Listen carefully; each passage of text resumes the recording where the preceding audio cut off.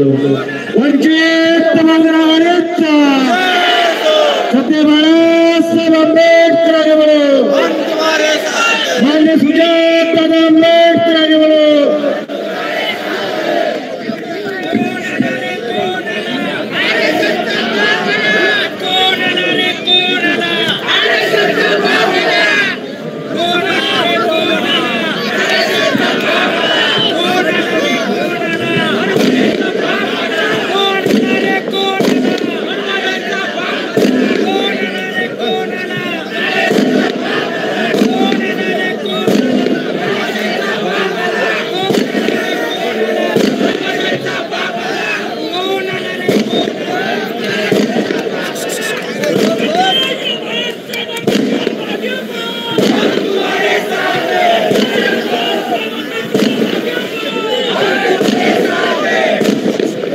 मागच्या लोकांना आवाज येतोय?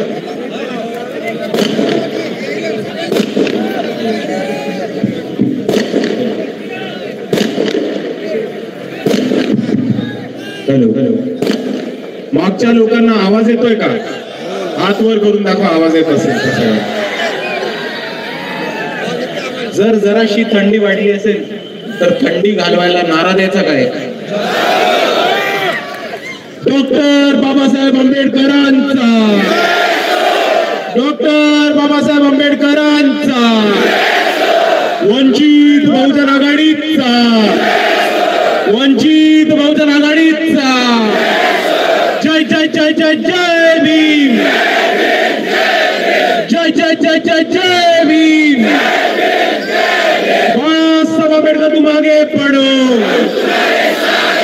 बाबासाहेब आंबेडकर तुम आगे पढ़ो।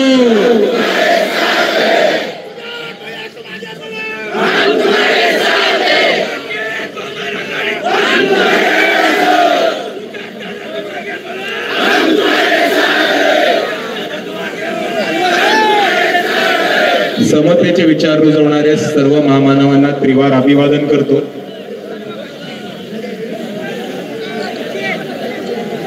समतेचे विचार रुजवणाऱ्या सर्व महामानवांना त्रिवार अभिवादन करतो आणि तसेच मंचावरती उपस्थित धैर्यवर्धनजी फुलकर, डॉक्टर निलेश विश्वकर्मा, राजेंद्र भाऊ पातडे, संजय चोरपगार, राहुल दादा मिश्रा आणि अंकुश दादा वाघपंच, तसेच मंचावरती सर्व मान्यवर, इथे उपस्थित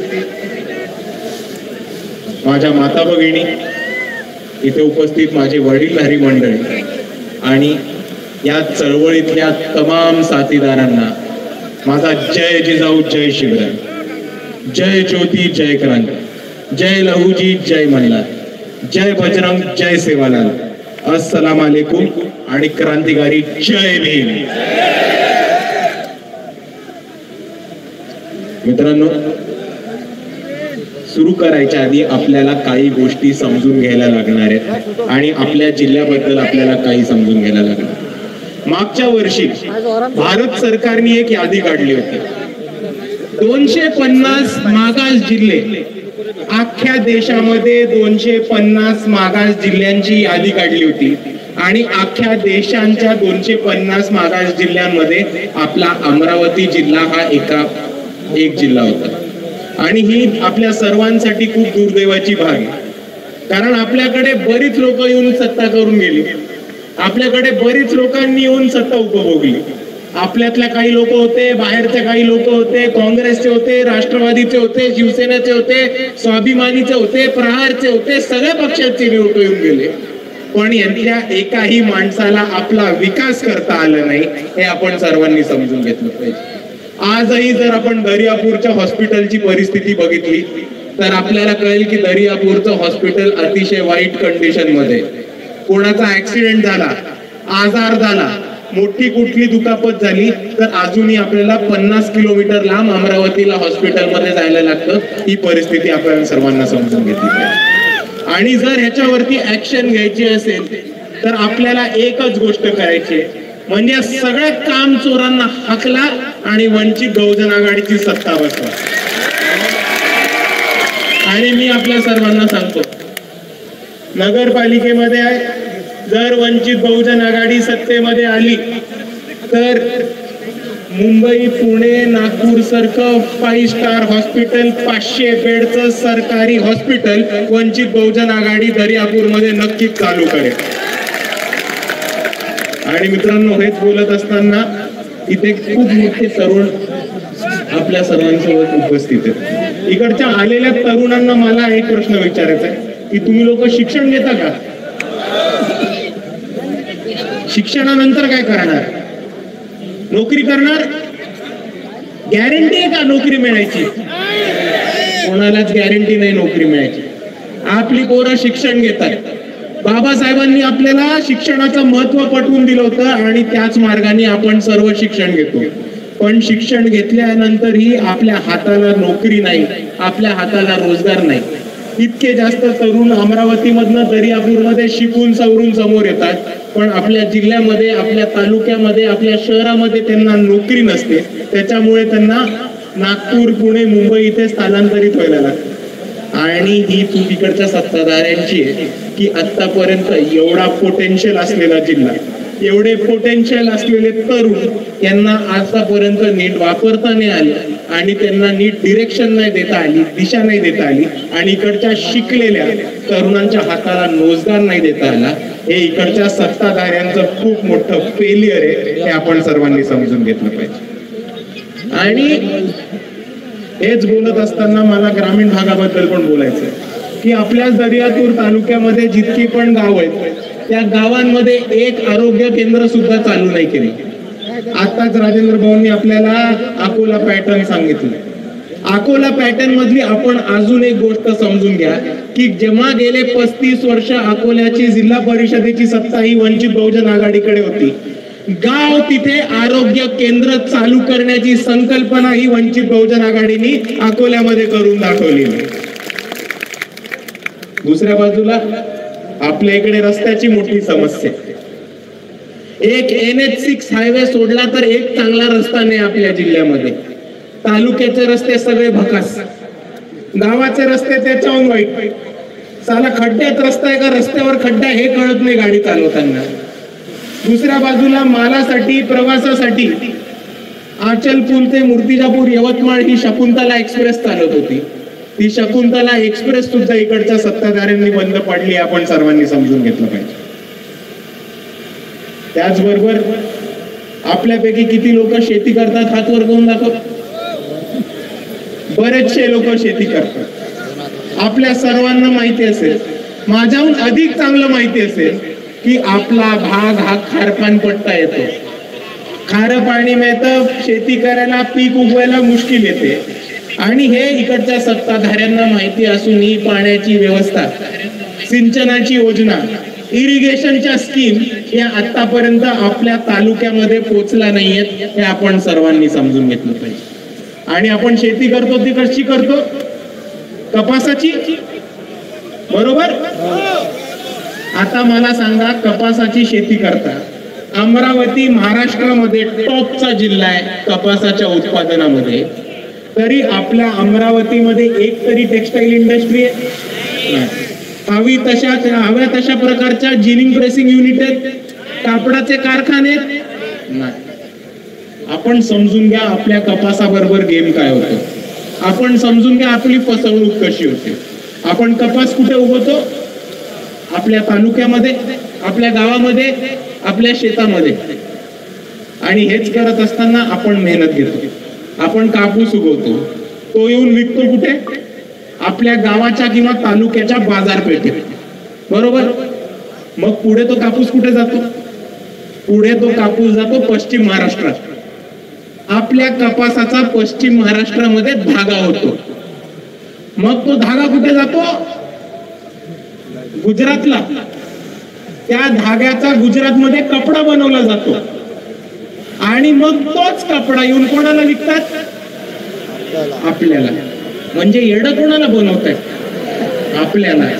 मित्रांनो, मुद्दा समजून घ्या. मेहनत करता तुम्ही, शेत कसता तुम्ही, कपास उगवतात तुम्ही. त्याचा धागा बनतो पश्चिम महाराष्ट्रामध्ये आणि त्याचा कपडा बनतो गुजरातमध्ये. आणि आपल्याच कपासाचा कापड, आपल्याच कपासाचा कपडा आपल्याला 4 पट 5 पट किमतीमध्ये अमरावतीमध्ये येऊन विकला जातो. आणि म्हणून वंचित बहुजन आघाडीने एक संकल्पना केली, अकोल्याची जिल्हा परिषद तर आम्ही 100% जिंकणार आहोत, हे लिहून घ्या. पण अमरावतीची जर जिल्हा परिषद जिंकली तर अमरावती आणि अकोला या 2 जिल्ह्यांसाठी एक टेक्सटाईल इंडस्ट्री उभं करण्याचं काम वंचित बहुजन आघाडी करेल.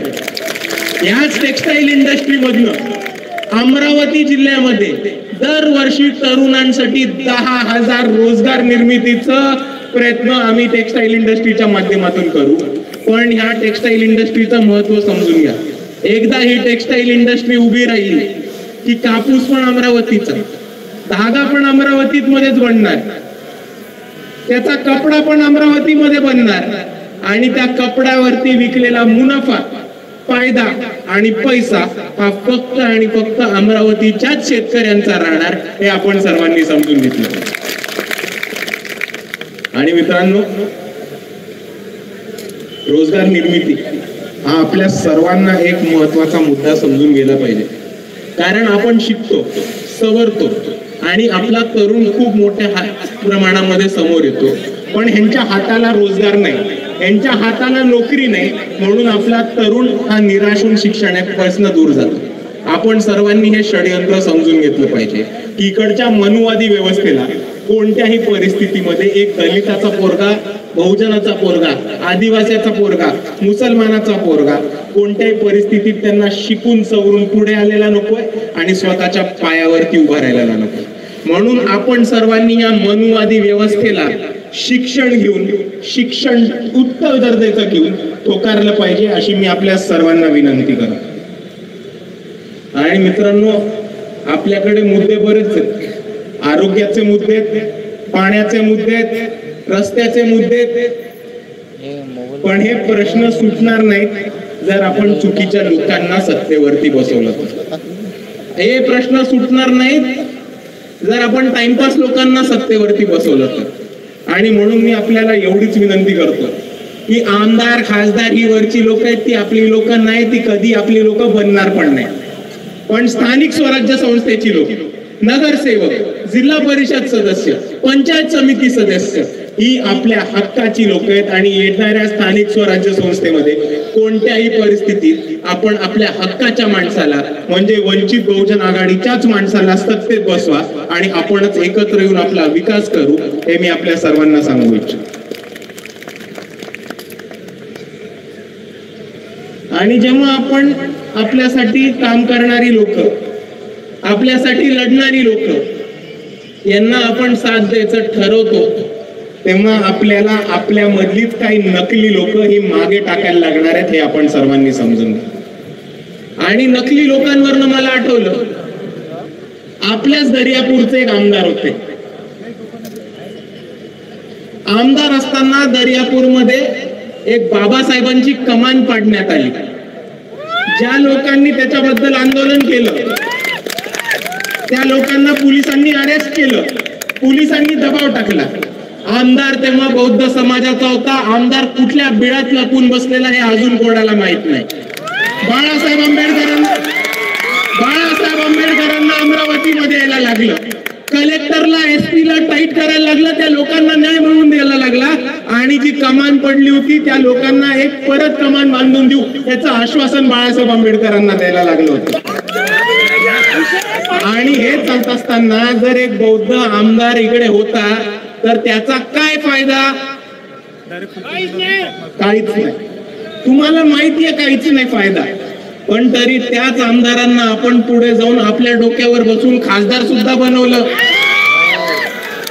अरे आमदार बनून काय फायदा नव्हता, खासदार बनून काय घंटा फायदा होणार आहे?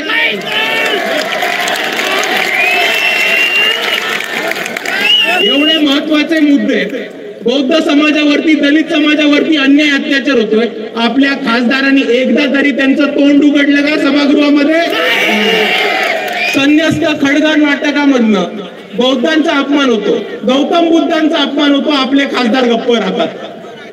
मनुवादी मोठा अपप्रचार करतात की बाबासाहेबांनी संविधान नाही लिहिलं, BN रावांनी संविधान लिहिलं. हा बाबासाहेबांचा अपमान होतो तेव्हा आपले खासदार गप्प राहतात.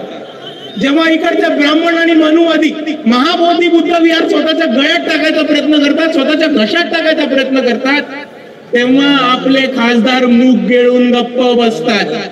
आणि अशा लोकांचा फायदा नाही, अशा टाइमपास लोकांना उचलून टाकून द्या, एवढी मी आपल्या सर्वांना विनंती करतो. आणि हेच बोलत असताना मी आधी एक वादग्रस्त वक्तव्य केलं होतं आणि मी ते परत आज तुमच्या समोर तुमच्या अमरावतीमध्ये रिपीट करतो की माणूस कोणत्याही जातीत जन्मला त्यांनी फरक पडत नाही. माणूस बौद्ध जातीत जन्मला, महार जातीत जन्मला त्यांनी फरक पडत नाही. माणूस छातीनी आणि विचारांनी आंबेडकरवादी असायला लागतो, मगच फरक पडतो.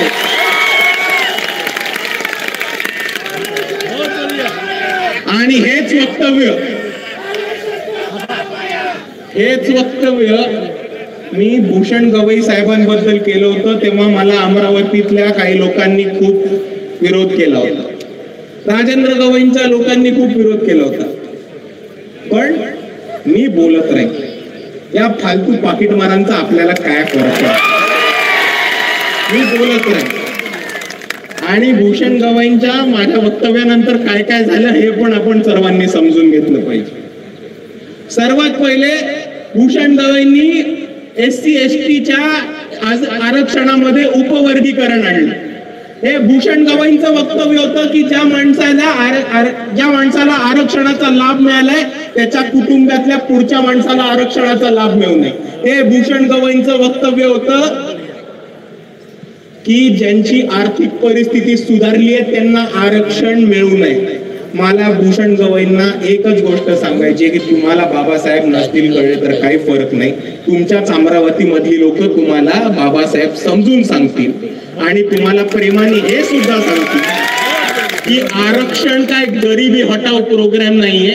आरक्षण इकडच्या जातीवादाविरुद्ध, मनुवादाविरुद्ध, अन्याय अत्याचाराच्या विरुद्ध आमचं कवच आहे आणि आमचं प्रतिनिधित्व आहे. आणि तुम्ही काही करा, जोपर्यंत इकडच्या मनुवाद्यांच्या आणि इकडच्या जातीवाद्यांच्या डोक्यामधनं जात नाही तोपर्यंत आम्ही काय आरक्षण सोडत नसतो.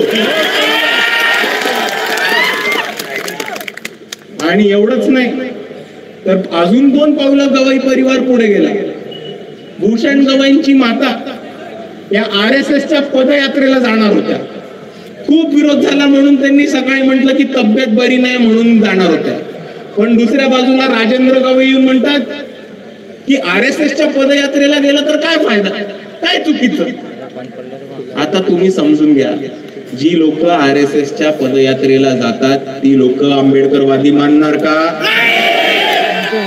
जी लोक आरक्षण संपवतात ती लोक आंबेडकरवादी मानणार का? आणि जी लोक आरक्षणावरती आर्थिक निकष लावतात त्यांना सुद्धा आंबेडकरवादी मानणार का? पण भूषण गवईंना जरा सोडून देऊ. मी बोलल्यानंतर त्यांच्याबरोबर लय वाईट गोष्टी घडल्यात, थोडं त्यांना सांगता येईल. तुम्हीच मुद्दा समजून घ्या.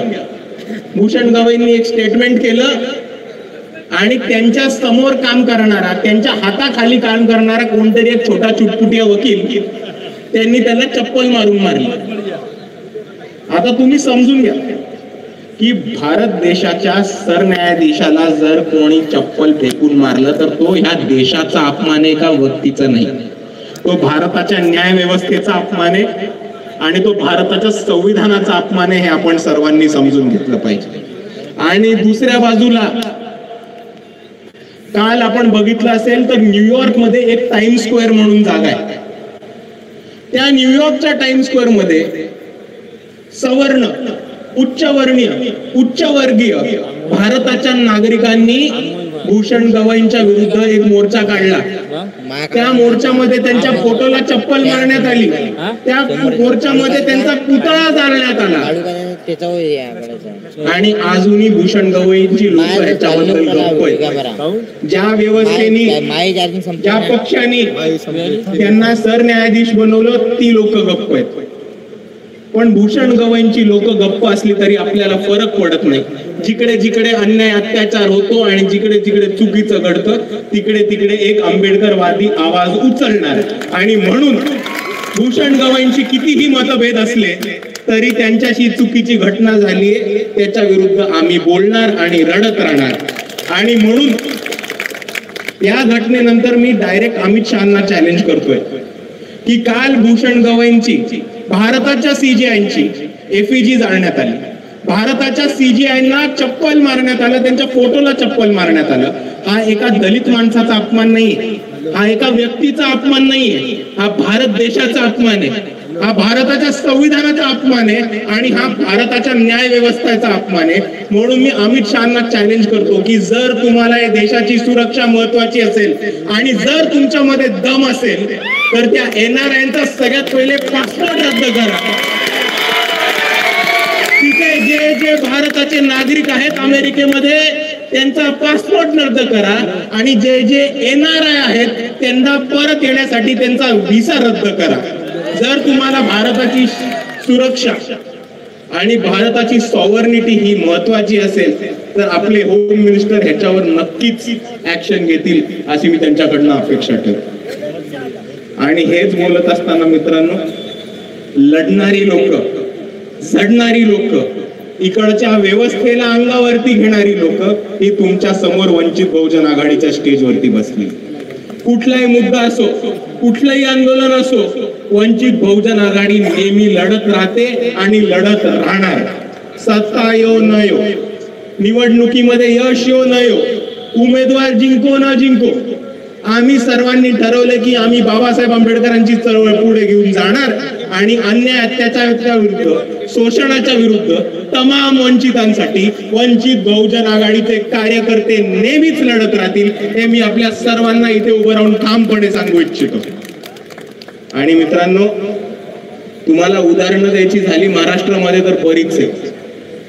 जेव्हा या महाराष्ट्रामध्ये मुसलमान पोरांना टिपू सुलतानचे फोटो ठेवण्यासाठी अरेस्ट करणार होते तेव्हा ही वंचित बहुजन आघाडी होती. जेव्हा टिपू सुलतानचा फोटो आपल्या स्टेजवरती लावला आणि म्हटलं की पोलिसांना की दम आहे तर आम्हाला अरेस्ट करून दाखवा.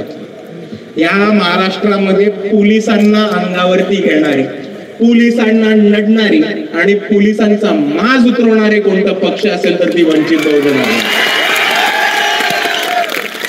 आणि मी तुम्हाला उदाहरण देऊन सांगतो, हवेत नाही बोलत, उदाहरण देऊन सांगतो. आपल्या सर्वांना कोथरूड पोलीस केस माहिती असेल.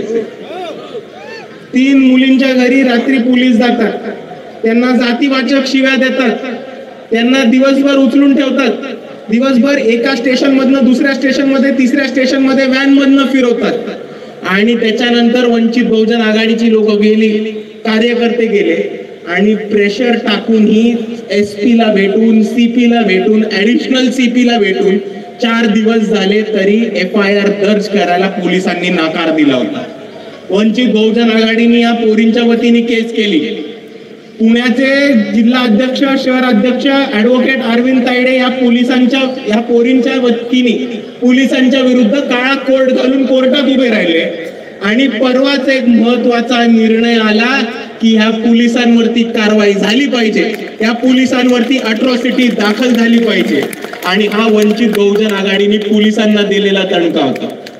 आपल्या सर्वांना सोमनाथ सूर्यवंशी प्रकरण माहिती असते. आपल्या महाराष्ट्राचे मुख्यमंत्री खोटं बोलतात की सोमनाथ सूर्यवंशी कार्डियाक अरेस्टने गेले. या बाळासाहेब आंबेडकरांचा हट्ट होता, त्यांचा आदेश होता की सोमनाथ सूर्यवंशीचं पोस्टमॉर्टम एक कॅमेरामध्ये झालं पाहिजे, ऑन कॅमेरा झालं पाहिजे. परभणी पोलिसनी म्हटलं की आमच्याकडे फॉरेन्सिक लॅब नाहीये, आमच्याकडे हॉस्पिटल नाहीये जिकडे कॅमेरावरती पोस्टमॉर्टम करू शकतो. आम्ही म्हटलं फरक नाही पडत, पोस्टमॉर्टम हा कॅमेरावरती होणार, औरंगाबाद मध्ये करायला लागला तर औरंगाबाद मध्ये करा. पोलिसांनी सोमनाथ सूर्यवंशीची बॉडी एका अँब्युलन्स मध्ये टाकून फिरवायचा प्रयत्न केला.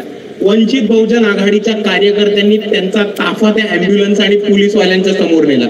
पोलिसांच्या गाडीला रस्ता रोको केला, पोलिसांची गाडी रोखली, ती गाडी तशीच्या तशी वळवली, अँब्युलन्स औरंगाबादला नेली.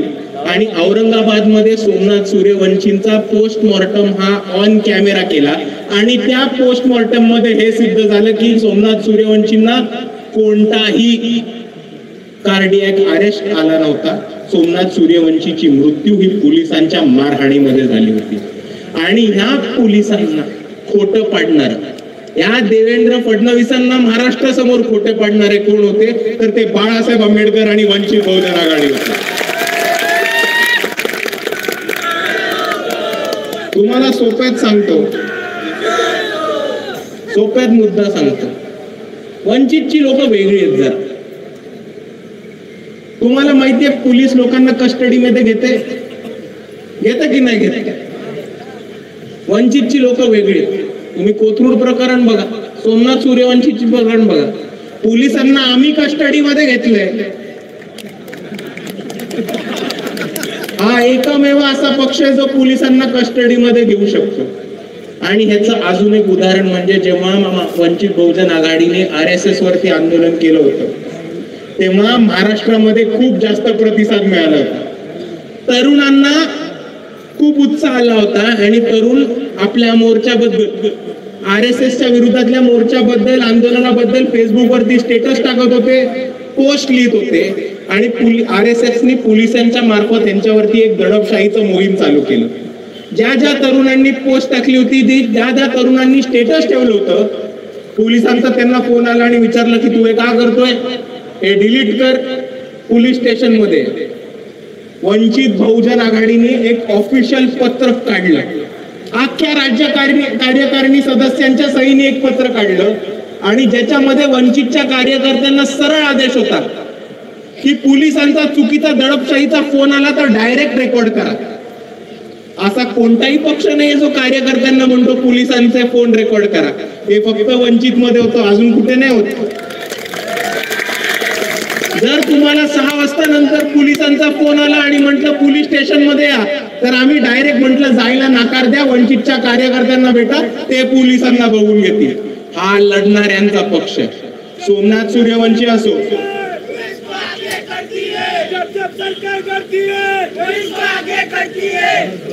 हा एकमेव असा पक्ष जो पोलिसांची कस्टडी घेऊ शकतो, जो पोलिसांचे कॉल रेकॉर्ड करा असं पत्रक काढू शकतो. आणि जर तुम्हाला पोलीस स्टेशन मध्ये बोलवले तर वंचितच्या कार्यकर्त्याशिवाय जाऊ नका हे सांगणारा हा एकमेव पक्ष. आपल्या सर्वांना मी एवढंच सांगू इच्छितो की हा लढणाऱ्यांचा पक्ष, हा मार खाणाऱ्यांचा नाही, मारणाऱ्यांचा पक्ष. आणि तुमच्यासाठी लढणारे, तुमच्या सर्वांसाठी धावून येणारे आणि तुमच्यासाठी कायम उभे राहणारी लोक तुमच्या सर्वांसमोर. आणि आपल्याच अमरावतीमध्ये आपल्यामधले खापरे, आपल्यामधलेच फुटलेली लोक आणि आपल्यामध्येच काँग्रेस, BJP, RSSच्या दावणीला लागलेली लोक खूप आहेत. जर ही लोक अपप्रचार करायला आली, जर ही लोक तुमची दिशाभूल करायला आली आणि जर ही लोक वंचित बहुजन आघाडीच्या विरोधात बोलायला आली तर ह्यांना बिंदास ठोकून काढा, पुढचं आम्ही बघून घेऊ. आणि हेच बोलत असताना मला आपल्या सर्वांना एवढंच सांगायचंय की आपण लढतोय, लढत राहतो. येणारी स्थानिक स्वराज्य संस्था आपल्या हक्काची आहे आणि त्याच्याहून महत्वाचं आपल्या हातातली. आपण कुठे मागे हटू नका, कुठे कमी पडू नका. आज जो जोश दाखवलाय, आज जी ताकद दाखवली, आज जो उत्साह दाखवलाय तो निवडणुकीपर्यंत कायम ठेवा. आणि सत्तेत येण्यापासून आपल्याला आपला कोणाचाही बाप थांबू नाही शकत, ही परिस्थिती आपल्या सर्वांसमोर आली. म्हणून मी जाता जाता आपल्या सर्वांना एवढंच सांगतो की लढणारी लोक तुमच्या समोर आहेत. त्यांना साथ हवी आहे तर फक्त आणि फक्त तुमच्या मतदानाची. एवढं म्हणून मी माझे 2 शब्द थांबवतो. आपल्या सर्वांना माझा जय भीम, जय संविधान.